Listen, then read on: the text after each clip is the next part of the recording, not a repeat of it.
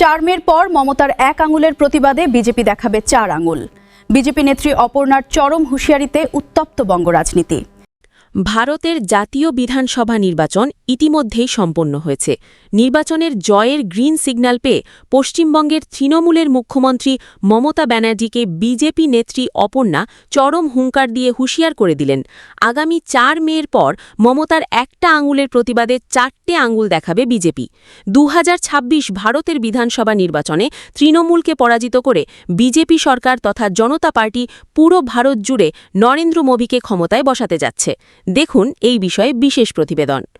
গতকাল আপনারা প্রচার করছিলেন একটা উইকেট ফেলে দিয়েছি। আরে বন্ধু, জেনে রাখুন, উইকেট তো দূরের কথা, আমরা 9 বলে ছক্কা মেরে দিয়েছি, ছক্কা মেরে দিয়েছি, ছক্কা মেরে দিয়েছি। আসছে দিনে ক্ষমতায় আসছি আমরা, আরে গেরুয়া রঙে রঙিন হব, স্বপ্ন দেখছি আমরা। তাই এই জায়গা থেকে, এই মঞ্চ থেকে আমার কণ্ঠস্বর যারা শুনতে পাচ্ছেন তাদেরকে বলি, 2 ঘন্টা সময় নিইনি আমরা। আমাদের ভাই সম্রাটকে আমরা এই সম্মানীয় এমএলএর হাত ধরে, আমাদের সম্মানীয় যিনি মণ্ডল সভাপতি আছেন বিশ্বজিৎ ঘোষ, তার হাত ধরে দমটা দেখিয়ে দিয়েছি আমাদের ভারতীয় জনতা পার্টির প্রত্যেকটি সৈনিকের। তৈরি থাকুন বন্ধু। কাদের দিকে আঙুল তুলেছেন এখনো বুঝতে পারেননি? একটা আঙুল আমাদের দিকে তুলেছেন, 4টে আঙুল আপনার দিকে আছে। 4 মের পরে তো অনেক কথা হবে, অনেক কথা। তাই বলি এখনো শুধরে যান। আপনারা প্রত্যেকে জানেন বিগত দিনে আমরা যখন বলেছি, দেখেছি অনেকে শুধরে গেছেন। এতটা পাপ করেছেন আপনারা, সহজে রাম নাম করতে পারবেন না। তাই বলেছি এখন থেকে মরা মরা মরা নাম জপ করতে থাকুন বন্ধু। আজকে এই জায়গায় যিনি ক্যান্ডিডেট হয়েছেন, তৃণমূলের ক্যান্ডিডেট, তাকে প্রত্যেকে চেনেন, কোনো না কোনো ভাবে চেনেন। আরে উপাধি তো মানুষ পায়, বিভিন্ন সাম্মানিক উপাধি পায়। আর এই জায়গার যিনি ক্যান্ডিডেট, তার পিতা উপাধি পেয়েছেন ডাকু। এটাও একটা উপাধি বন্ধু। তাই মনে রাখবেন, এই জায়গার মানুষ, বনগাঁ দক্ষিণ বিধানসভার মানুষ, সকলে শুভ বুদ্ধি সম্পন্ন মানুষ। বনগাঁকে আপনি লুট করেছেন, এবার নজর পড়েছে, শকুনের নজর পড়েছে বনগাঁ দক্ষিণ বিধানসভার দিকে। আপনার সেই স্বপ্ন কিন্তু সার্থক হবে না বন্ধু, কারণ আপনারা প্রত্যেকে জানেন আমরা সকল সনাতনী মানুষ আজ ঐক্যবদ্ধ হয়েছি। সকল সনাতনী বন্ধুকে আমি একটা কথাই বলতে চাই বন্ধু, যে মহিলাকে কয়েকদিন আগে, আজ থেকে কয়েকটি দিন পূর্বে ঈদের দিন আমরা প্রত্যেকে দেখেছি, সোশ্যাল মিডিয়ার মাধ্যমে দেখেছি, সংবাদ মাধ্যমের মাধ্যমে দেখেছি, তিনি ঈদের দিন নামাজ পড়ছেন। বন্ধু সতর্ক থাকুন। আমার মায়েদের উদ্দেশ্যে বলবো, ওই নামাজ পড়া বেগমকে আমাদের কোনো মন্দিরে প্রবেশ করতে দেবেন না। এটা আমাদের অঙ্গীকার, এটা আমাদের সকল সনাতনী মানুষের অঙ্গীকার। যদি সেই অঙ্গীকার করতে পারেন, তাহলেই হিন্দুত্বের জয় হবে। এ লড়াই আমার একার লড়াই নয়, এ লড়াই আমার, আপনার, আমাদের প্রত্যেকের। আর সেই সম্মিলিত শক্তি, সম্মিলিত ভারতীয় জনতা পার্টির দম আমরা দেখিয়ে দেব 29শে এপ্রিল। আর সেই 29শে এপ্রিল বুঝে যাবেন ভারতীয় জনতা পার্টির প্রত্যেকটি সৈনিকের কত ক্ষমতা আছে।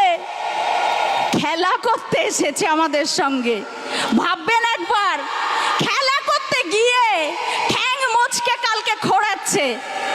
মিথ্যা কেস দিয়ে, ধমকানি চমকানি দিয়ে ভারতীয় জনতা পার্টির সৈনিকদের রোখা যায়নি, যাবে না। আমার সকল মায়েদের উদ্দেশ্যে বলবো,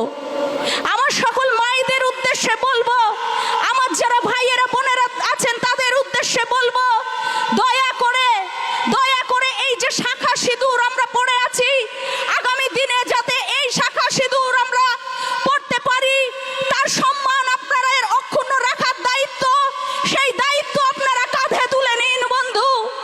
আমরা যেন সকলে তুলসী মঞ্চে সন্ধ্যার সময় প্রদীপ জ্বালাতে পারি, সেই দায়িত্ব আপনারা কাঁধে তুলে নিন বন্ধু।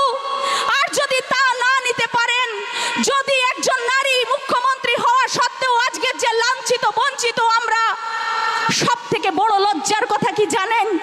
সব থেকে বড় লজ্জার কথা, এই জায়গায় একজন মুখ্যমন্ত্রী মহিলা হওয়া সত্ত্বেও ধর্ষণের রেট বেঁধে দেওয়া হয়। এটা আমাদের লজ্জা, লজ্জা, লজ্জা। ধিক্কার জানাই, ধিক্কার জানাই এমন সরকারকে। আপনারা প্রত্যেকে জানেন, আপনারা প্রত্যেকে জানেন তৃণমূলের ক্যান্ডিডেটদের পরিচয় বলেছি, এবার বলি আমাদের ক্যান্ডিডেট কারা। আমাদের ক্যান্ডিডেট সমগ্র পশ্চিমবঙ্গ জুড়ে জানেন মা?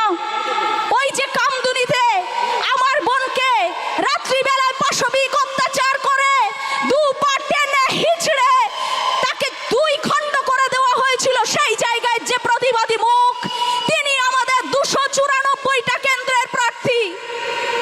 আজকে যে নারকীয় অত্যাচার হয়েছিল আরজি করের বুকে, আপনারা প্রত্যেকে জানেন সেই জায়গায় পশ্চিমবঙ্গের বর্তমান সরকার মদত দিয়েছিল। সেই অভয়া, যার জন্য আমরা এক মুহূর্তে ভুলে গেছিলাম আমাদের সমস্ত কথা, আমরা প্রত্যেকে প্রতিবাদের রাস্তায় নেমে এসেছিলাম, মানুষের ঢল নেমেছিল রাস্তায়। সেই অভয়ার মা আজকে আমাদের 294টা কেন্দ্রের প্রার্থী। সমগ্র পশ্চিমবঙ্গ জুড়ে, সমগ্র পশ্চিমবঙ্গ জুড়ে যেখানে প্রশাসন বিকিয়ে গেছে, সেই জায়গায় দাঁড়িয়েও যে প্রতিবাদী নারী মাথা উঁচু করতে পেরেছিলেন, সেই প্রতিবাদী নারী আমাদের 294টা কেন্দ্রের প্রার্থী। তাই ভাবতে হবে বন্ধু, আমাদের সম্মান রক্ষার দায়িত্ব আমাদের প্রত্যেকের। তাই ভাবতে হবে বন্ধু, কি করবেন আগামী দিনে। আপনারা হয়তো ভুলে গেছেন বন্ধু, কিন্তু আমি তো আপনাদের ভুলতে দেব না। 2 মিনিট সময় পেলেও আপনাদেরকে মনে করিয়ে দিতে চাই মুর্শিদাবাদের ধুলিয়ানের কথা।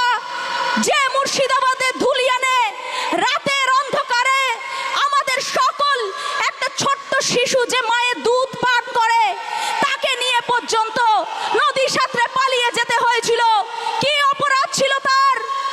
একটাই অপরাধ, একটাই অপরাধ, সে হিন্দু, তারা হিন্দু। ভুলে যাবেন না বন্ধু কাশ্মীরের পহেলগাঁওয়ের কথা, যে জায়গায় মানুষ সুন্দর একটি মুহূর্ত কাটানোর জন্য গিয়েছিল, আর সেই জায়গায় আমার ভাইদের ওপর কিভাবে নারকীয় অত্যাচার হয়েছিল, সে ঘটনা ভুলে যাবেন না বন্ধু। কারণ সেই ঘটনা আপনাদেরকে মনে করিয়ে দিতে চাই। লজ্জা হয় ভাবলেও, তবু বারংবার বলি, আমার ভাইদের প্যান্ট খুলে চেক করে করে হিন্দু নিধন করা হয়েছিল। তার প্রতিবাদে গর্জে উঠুন আপনারা। আর সেই গর্জে ওঠার জন্য, সেই প্রতিবাদে সামিল হওয়ার জন্য 29 তারিখ আপনারা দেখিয়ে দিন আপনাদের ছাতির কত দম। কে করেছিল সে সময় প্রতিবাদ? আমরা যার সৈনিক সম্মানীয় মোদিজি, যিনি এনেছিলেন অপারেশন সিন্দুর, তিনি আমাদের সিন্দুর রক্ষার জন্য ছুটে এসেছিলেন। তখন কিন্তু দেখিনি এই রাজ্যের সরকারকে পথে নামতে। তাই বলি বন্ধু, ভাববার সময় এসেছে। আমার কণ্ঠস্বর বাজারের প্রত্যেকটি অলিতে গলিতে বাজছে। যে সকল ব্যবসায়ী বন্ধু আছেন, আজকে আপনারা বিবেচনা করবেন আগামী 29 তারিখে আপনারা কাকে নির্বাচিত করবেন। যদি ভুল জায়গায় নির্বাচিত করেন বন্ধু, তাহলে